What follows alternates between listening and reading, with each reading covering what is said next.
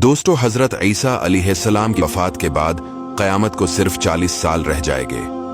फिर एक खुशबूदार ठंडी हवा चलेगी जो लोगों के बगलों के नीचे से गुजरेगी, जिसका असर ये होगा कि मुसलमान की रूह कब्ज हो जाएगी और दुनिया में काफिर ही काफिर रह जाएंगे, उन्हें पर क़यामत कायम होगी।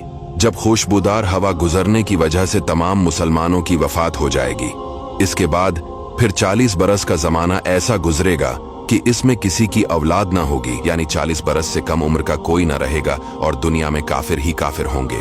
अल्लाह कहने वाला कोई ना होगा। कोई खाना खाता होगा, कोई खेती कर रहा होगा, गरज लोग अपने अपने कामों में मशगूल होंगे कि दफातन हजरत इसराफील अलैहिस्सलाम को सूर फूंकने का हुक्म होगा।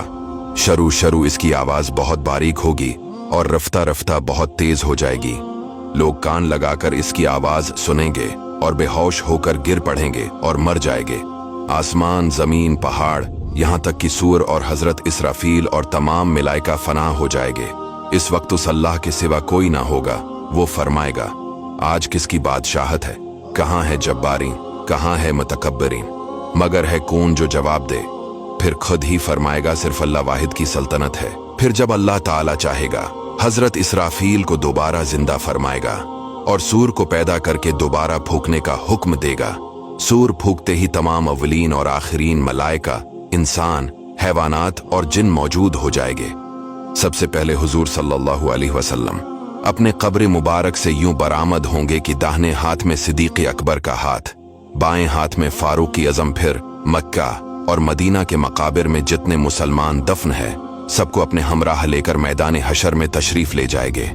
ये मैदान हशर मुल्क शाम की जमीन पर कायम होगा। इस दिन जमीन ताबने की होगी और आफताब एक मेल के फैसले पर होगा। दोस्तों, आफताब 4000 बरस की राह के फैसले पर है और इसकी तरफ आफताब की पीठ है। फिर भी जब सर के मुकाबिल आ जाता है, घर से बाहर निकलना दुश्वार हो जाता है। इस वक्त की एक मील के फैसले पर होगा। तेज और गर्मी का क्या पूछना, और अब मिट्टी की जमीन है, मगर गर्मियों की धूप में जमीन पर पांव नहीं रखा जाता। इस वक्त जब ताबने की होगी और इस कदर से पसीना निकलेगा, 70 गुज जमीन में जज्ब हो जाएगा। फिर जो पसीना जमीन ना पी सकेगी, वो ऊपर चढ़ेगा। किसी के टखनों तक होगा, किसी के घटनों तक, किसी के कमर, किसी के सीने तक, किसी के गले तक और काफिर के मुंह तक चढ़कर मिसले लगाम के जगड़ जाएगा, जिसमें वो डबकियां खाएगा। जबानें सूख कर कांटा हो जाएंगी, बाजों की जबानें मुंह से बाहर निकल आ जाएंगी, दिल अबल कर गले को आ जाएंगे। जिसने चांदी सोने की ज़कात न दी होंगी, इस माल को खूब गर्म करके उसकी पेशानी पर दाग करेंगे, यहां तक कि लोगों का हिसाब खत्म हो। फिर बावजूद इन मुसीबतों के कोई किसी का प्रसाने हाल ना होगा।